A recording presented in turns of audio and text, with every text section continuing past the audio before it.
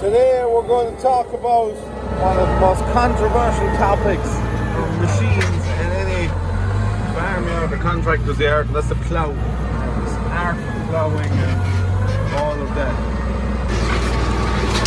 So following on from last week, a lot of you were impressed with the video of the baler and the wrapper and how the wrapper works and all that kind of thing. So well, it was at this job I said maybe this might be a good topic to touch on, but it's also kind of a sore one because some people get very worked up about plowing and setting plows and all that. But really, it's not so difficult. So you kind of want them all doing the same thing. So when you look across the field, it's level and it's not blatantly obvious where the tractor went up or down and up and down and up and down. As you can see, it's not. You probably could pick it out if you give it a bit of time focusing into it, but you can't exactly pick out forward in 4, pick out forward in 4, you know. So that's the objective, get it all the same. So as you can see here, while I'm moving, my top link is also moving forward back in a floating hole. And why it's in the floating hole is when I'm travelling along the field isn't going to be perfectly level. There's going to be humps, there's going to be hollows, ones you can see blatantly obviously, and ones you can't see at all. So the idea of that is it's taking some of that movement out of the tractor and the plough. Because if that was in a fixed position, the plough is so far behind the tractor, the plough could be facing uphill and the tractor could be facing up another hill. And the back wheel of the tractor could be in a dip. So that's why that's there. If the situation I just mentioned, if that was to arise, then you'd be trying your hardest to shove the bottom of the plough into the ground. And it could either break, pin in the back of your tractor, bust your headstock, or bust something in the back of the plough. And when your top link is able to float like that, it means the draft control is able to work as it should on the tractor. Now draft control is, I suppose for those of you who don't know what draft control is, I'll go rewind backwards to make it more familiar with more people. Draft control nowadays is nearly always lower link sensing. Some tractors still have top link sensing, but most tractors are lower link sensing. Go back to your olden days, your Massey 35s, 135s, 165s, all of those. Any of you who are familiar with them, where the top link went onto the back of the tractor, behind that section, that whole section was able to actually move, and there was a spring behind it that was going into the back end, and that's basically in layman's terms, it was pressing against something inside that was relieving hydraulic pressure, and it was lifting the lift. So if that came under a certain amount of pressure, it'd lift the lift. Because when you lift the lift, obviously, instead of the top link pushing in against the back of the tractor, it was pushing away from it. So that's how your draft control worked in older days. Now, with all your computer-aided technology, it's on your lower link pins. I have 2 sensors on them, and if the tractor gets in a situation like I just explained to you about going into a dip, the front wheel is facing uphill, the plough facing uphill, it's able to handle that. It'll lift the implement when and as it needs to. So to give you a perfect example of that working, I have the draft turned on to maximum here in the tractor. I'm going along the field, there's little indentations in the field, you hardly even feel them. And this is what my lift is doing. And it's the lower link sensors are telling the tractor's lift to do this. I have no input in this whatsoever. That's what draft control is. You could hear there was a long lift, and you heard the noise at the back. It was riding over a stone, so the whole lot. And you can make that more and less sensitive. I have the sensitivity turned off now, and the lift isn't going up and down. So, contrary to a lot of belief, a well-set plough is very easy to pull. As you can see here, I have no four-wheel drive on or nothing. And I'm nowhere near needing it because the plough is well set. It's easy to pull it through the ground. If that plough was set all wrong, it'd make it harder to pull. If you watch some lads ploughing, it's horrific. It's absolutely horrific. Some lads are gifted at it. I consider myself middling at it. I know the basics of it. I don't. It's not something I pursue. I don't go to ploughing competitions or anything like that. My father used to back in the day, but not something I'm, shall we say, passionate about. I know how to do it relatively well, so I don't upset the apple cart after that. It works. If it ain't broken, don't fix it, is my motto on that. If it's not working, I can go out. I know what to adjust, make a few adjustments, get the plough working better again. Other than that, just drive on, because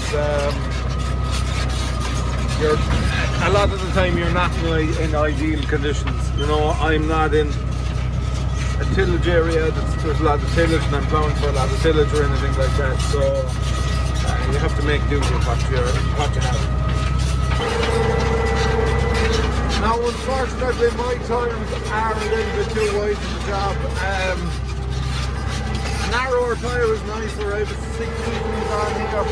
My boards aren't really suitable for 650s. Now, look, I'm making it do like it's fine, but you would get a little bit nicer of a finish with a narrower tire there now. The principle of the plough has never actually changed. But take a Cumberland plough, for example. If you were to take the top section off of this one, a Cumberland plough 40, 50 years old would look very, very, very similar. Their design has not changed the whole while. Now, in the 1830s, I think it was, somebody came up with a revolutionary design. They were using cast iron and wood, maybe. I'm not 100% sure on that, what they were using for boards. Somebody came up with cast steel, is what the boards are made of today. Cast steel design for the mold boards, they call them, of plows. And they started manufacturing plows in America.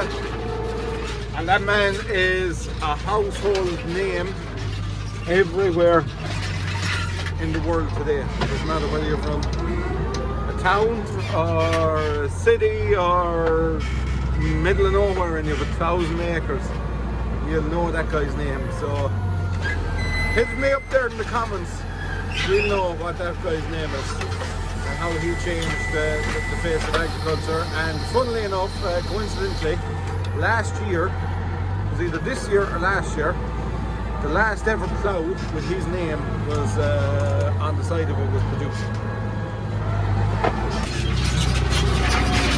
So huge, most of North America has actually dropped the plough now. Even though there's some tough soils in parts of America, plough is gone. If you go into the great European plains, which kind of start in the Paris Basin, sweep up Champagne Ardennes, into Belgium, Lower Saxony in Germany, over into Poland, into Russia, down into the Ukraine, all that's classed as the European plain. It's some of the best land in the world you can find in those areas, and you will not see a plough. It's all disc, direct drilling, ripping, all those kind of tools. You won't see a plough. If you go into the Netherlands, you'll see ploughs. You won't see a spring-loaded plough in the Netherlands, but you will see ploughs. Parts of France, you will see ploughs as you come further, go further south, and over towards the German border there to the south. I won't call it heavy land, but it'd be, it wouldn't be like the land in the Paris Basin. Now, I was actually twice this year. I've been in that area of France. And the first time I was there, I saw some heavy construction work, we'll call it. They were building a bridge, and it was a Saturday, I think, or Sunday. So I got out to give a walk around, and there was minimum 5-6 feet of topsoil. Pure soft earth. So if you ever hear the expression, you can till that with a brush, that's what people mean, real light soil. And that soil does not need to be ploughed. So the Humble Plough still has its place. It's one of the most iconic pieces of agricultural equipment throughout history. Everybody knows what a plow is.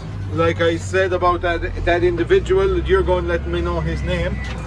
If you say to a 2-year-old child what's a plow, you say to a 90-year-old woman what's a plow, they know what it is. If you say what's a tether, they're not exactly sure. So yeah, plow, the Humble Plough still has a place, but it's somewhat diminished by large-scale agriculture because you just can't get through the acreage.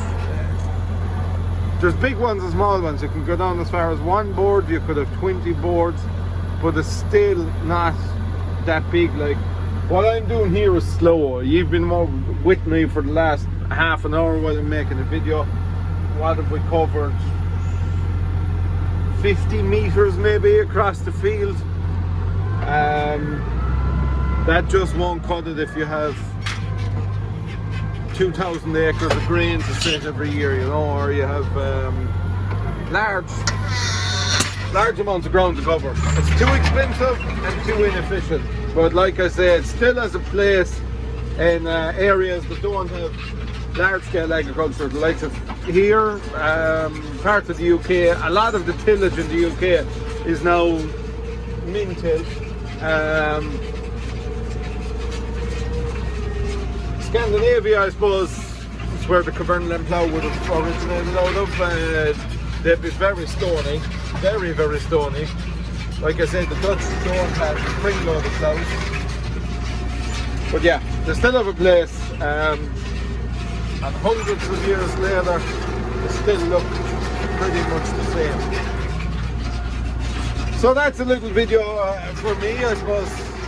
Let me know what you think of it. I tried it in the last video, talking about stuff that normally I wouldn't chat about or anybody else would chat about, and we just got a big spring-loaded action on camera. You know, stuff that we normally don't talk about because it's everyday stuff for us. We take no notice of it. That's a plow. It's the same as somebody who's not a contractor or a large-scale farmer. It's the same as talking about Carmageddon or the ditch. It's just something you deal with in everyday life. So I know some of the viewers really like the last video. Let me know what you think of this. Let me know if you know that man's name. I'm intrigued. Now I know a lot of you are going to know, but it'd be interesting for the people who don't know to hit us up with a comment as well, and I'm sure they're going to be shocked. If you don't know the answer to that question, it's going to shock you. So that's it from me. Have a lovely weekend, and we'll chat to you all next week.